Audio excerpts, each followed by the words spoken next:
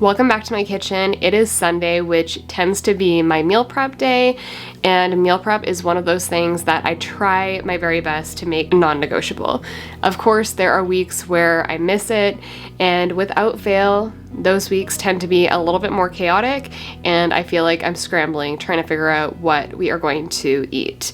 So today, I'm getting a little bit of meal prep done. If you have watched any of these meal prep videos that I've shared before, you'll notice that I tend to focus more on prepping components versus entire meals. I find that this works best for us.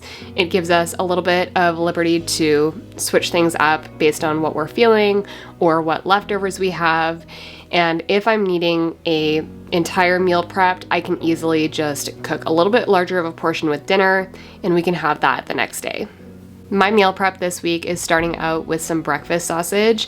Now, we raise pigs here for meat, and this year we are taking a year off of it, but I typically will get some of that pork turned into breakfast sausage from the butcher, but I am trying to ration what we have left. And typically, if I'm just going to make some pork sausage with our ground pork, I do a really simple seasoning blend. I can leave that down below as well. We love it. But I came across this recipe that I wanted to try because it has tons of zucchini in it. It also has some other not so typical sausage ingredients like ground flaxseed, and I wanted to give that a shot because that's going to add in a little bit of fiber, a little bit of veggies to something that would just typically be straight meat. So I have my ground pork in a large bowl along with some zucchini, and I'm adding in the ground flaxseed as well as a little bit of almond flour. For seasoning, it's pretty simple. This recipe just calls for some salt, some black pepper, as well as some crushed fennel. I am also adding in some pure maple syrup, and these turned out very well. If you wanted to hide the zucchini a little bit more, you could shred it finer, but the nice thing about having that in there is that it adds a lot of moisture to the sausage, so they do not dry out at all, and that ground flax is going to help bind as well without the use of eggs.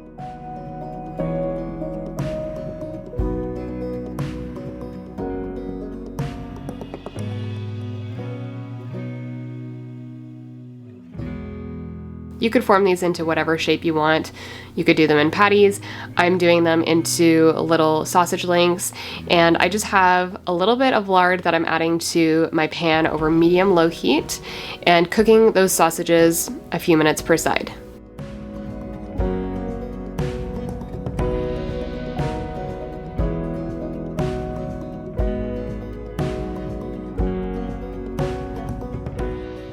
These turned out so well. Definitely something that I'll make again to, sneak in a little bit more veggies and fiber with that ground flaxseed.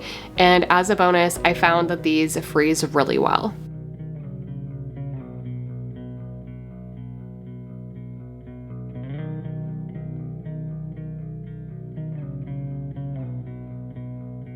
Something that I like to make instead of getting a store-bought option are homemade crackers, and I feel like this probably sounds kind of inconvenient, but they're super easy to make and have much cleaner ingredients than store-bought options. They also are super affordable to make. So I'm making a batch of sourdough crackers. You can make this recipe with active sourdough starter or sourdough discard. And for this, I start out with melting a little bit of butter, weigh out my sourdough discard. That butter gets added in, and you can really season these however you like. I'm doing a little bit of salt and then a little bit of herbs de Provence. Oftentimes I'll add in some garlic powder or dried basil. You can even do some finely shredded Parmesan cheese mixed in. And once I have that all stirred together, I just pour that out onto a parchment-lined baking sheet and spread it out really thin. If you have an offset spatula, that works even better.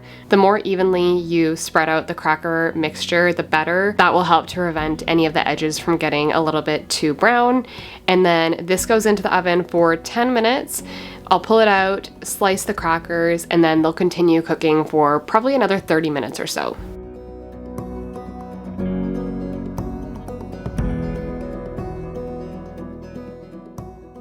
While those crackers were in the oven, I got to hard cooking some eggs. This is my favorite way to do it, in a steam basket instead of just boiling them. I find that it makes them super easy to peel, even with eggs that are just a couple days old. This works every single time. The shell comes off super easily. And I'm just doing a few today because it's a shorter week for us. It was a holiday week, and we just needed a couple on hand to have as some high protein snack options. After a few minutes of baking, those crackers were ready to slice, and then they go back in for probably another 30 minutes or so until they're lightly golden brown. And I do like to allow those to fully cool on the baking sheet. That just helps to make sure they get nice and crisp. And for the eggs, once those are done steaming, I just transfer those into a bowl, run some cold water over it. Typically, I don't even use ice. You can definitely do that as well. And let them sit there for a few minutes, and you can see just how easily these peel. Works every single time. For hard-boiled eggs, I will steam them for 12 minutes. I'll have the full instructions listed in the description box down below.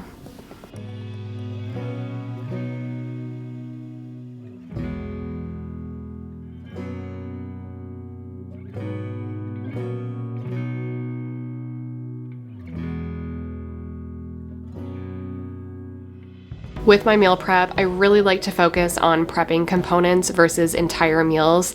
I find that that gives us some options that we can easily heat up in a multitude of ways, and it just prevents us from getting too bored of eating the same thing over and over. So one of the things that I'm prepping today are some roasted potatoes. I'm keeping these really simple and just seasoning with a little bit of salt and adding a little bit of lard right onto the baking sheet that will melt while these are in the oven. But the reason I like to do this is we will have these with breakfast along with some eggs and some of that pork sausage, or we can easily heat them up as a side to dinner.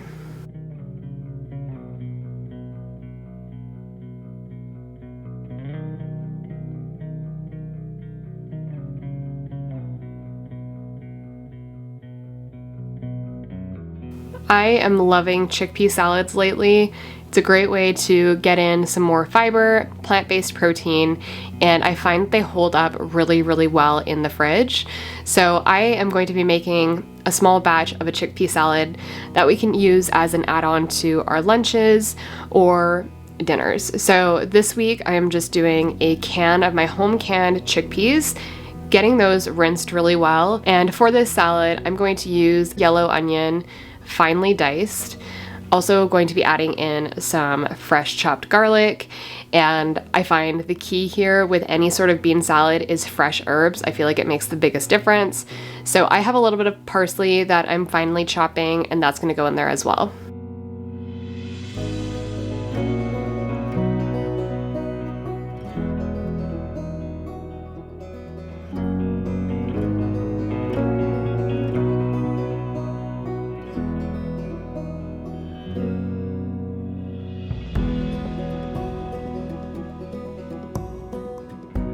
Now for the dressing, I'm eyeballing all of this.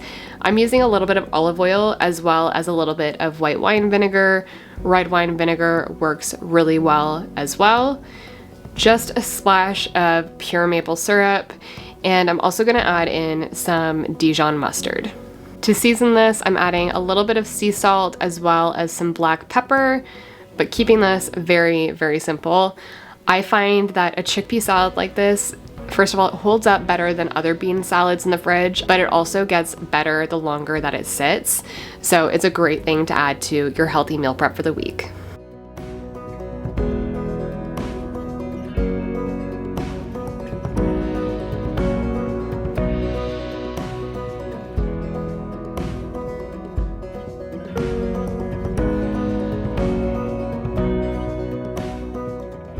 Adding in those drained and rinsed chickpeas along with the onion, the garlic, and the parsley. Stir that together and it makes for a great addition to any meal. At the end of last week, I had a day where I hadn't thought about dinner at all, and we had some of this left over in the fridge, so I cooked up some rice in some bone broth for the added nutrients and protein, and we had some of this chickpea salad over top. And it was one of those meals that is super simple but super satisfying, and something that I will definitely make again. For the potatoes, I do like to make sure those fully cool on the baking sheet as well before transferring them into the fridge, and that will again just help them stay nice and crisp. If you're not new to my channel, you'll know that my garden is kind of a train wreck this year because I have said it in every video, and it's really not getting better. We're probably not going to get there at this point. However, we are getting veggies out of it, so that's really all I can ask for.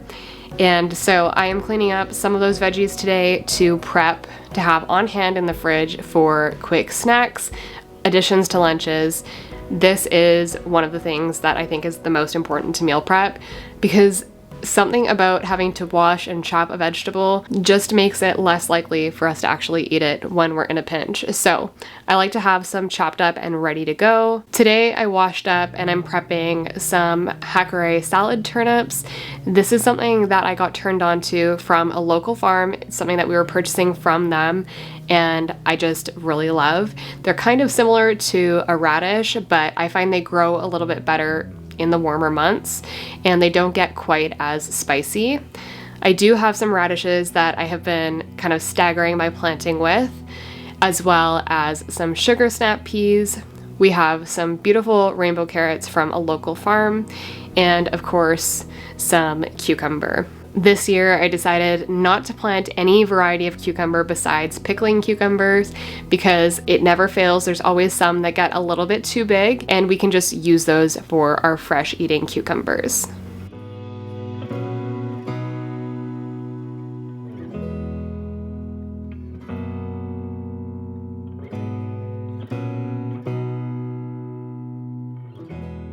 The chickens are always happy after this because they get a good amount of scraps. Thank you for joining me in my kitchen today for a little bit of my meal prep. I find that this is so crucial to make sure that we have healthy meal options throughout the week, and it just makes our weeks go that much smoother when I have a little bit ready to go in the fridge. I'll see you in the next video.